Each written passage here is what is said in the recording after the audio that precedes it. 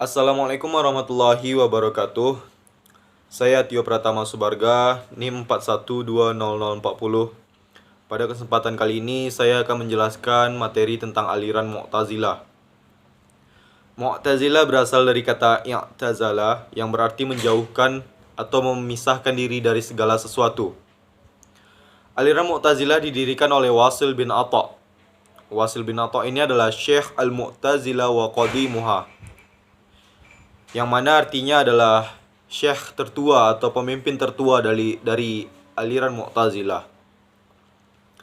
Beliau dilahirkan di Madinah pada tahun 81 Hijriah dan meninggal di Basrah, Irak pada tahun 131 Hijriah.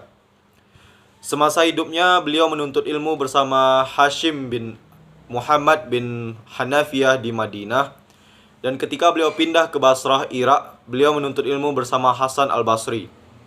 Nah, munculnya aliran ini, munculnya pemikiran tentang Mu'tazilah ini diawali ketika beliau mengeluarkan sebuah statement atau mengeluarkan sebuah pernyataan tentang pelaku dosa besar, yang mana bagi beliau pelaku dosa besar ini tidak dihukumi kafir dan tidak pula dihukumi mukmin, tetapi berada di antara keduanya.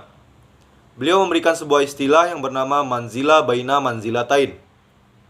Nah, alasan beliau mengemukakan pendapat ini adalah pelaku dosa besar itu tidak dihukumi kafir karena masih ada iman di dalam hatinya, dan tidak pula dihukumi mukmin karena mereka melakukan dosa besar.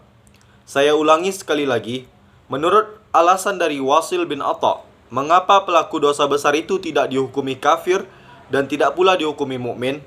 Karena beliau beralasan pelaku dosa besar tersebut tidak dihukumi kafir karena masih ada keimanan, karena masih ada iman di dalam hati mereka, dan tidak pula dihukumi sebagai mukmin karena mereka melakukan dosa besar.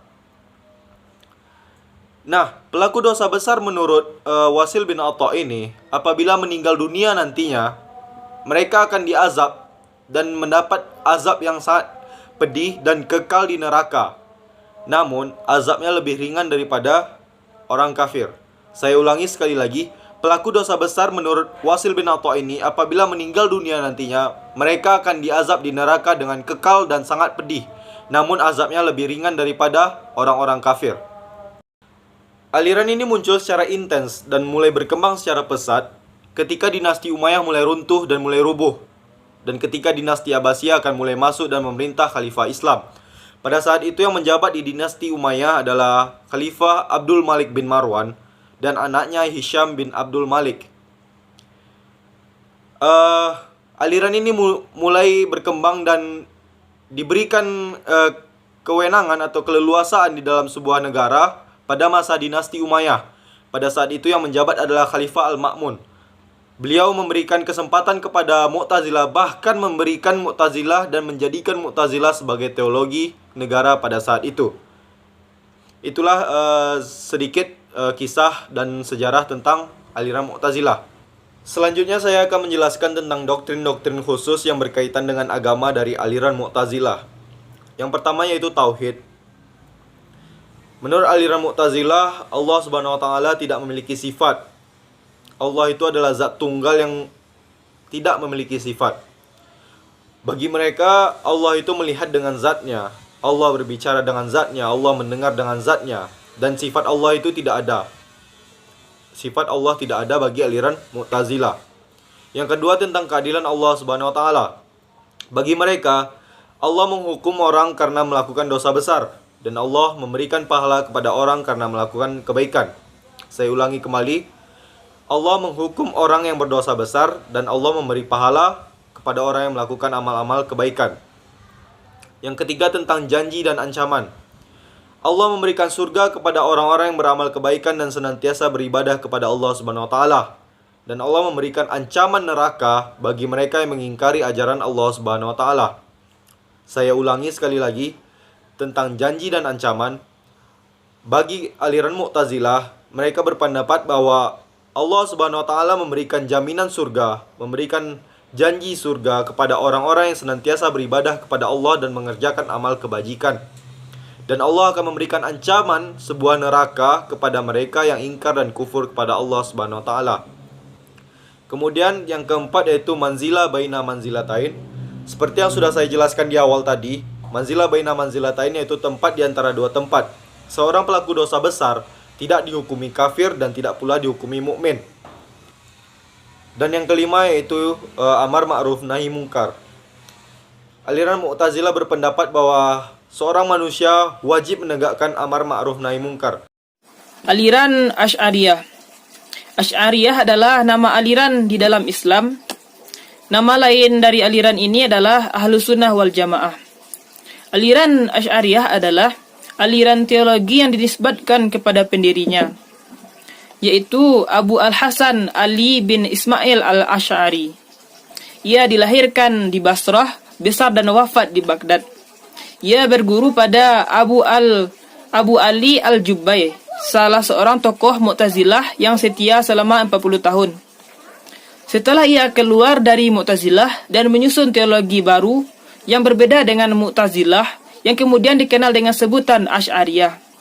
Tidak dipungkiri bahwa sejak lama kaum muslimin di Indonesia mengandung mazhab fikih Syafi'iyah. Secara akidah, banyak yang mengikuti paham Asy'ariyah. Secara tasawuf, merujuk pada ajaran-ajaran sufi Imam Abu Hamid Al-Ghazali.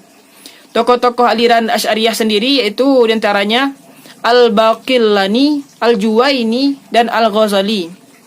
Doktrin aliran Asy'ariyah. Yang pertama, Tuhan dan sifat-sifatnya. Yang kedua, kebebasan dalam berkehendak. Yang ketiga, akal dan wahyu dan kriteria baik dan buruk. Perkenalkan, nama saya Irsal dengan NIM 4120012.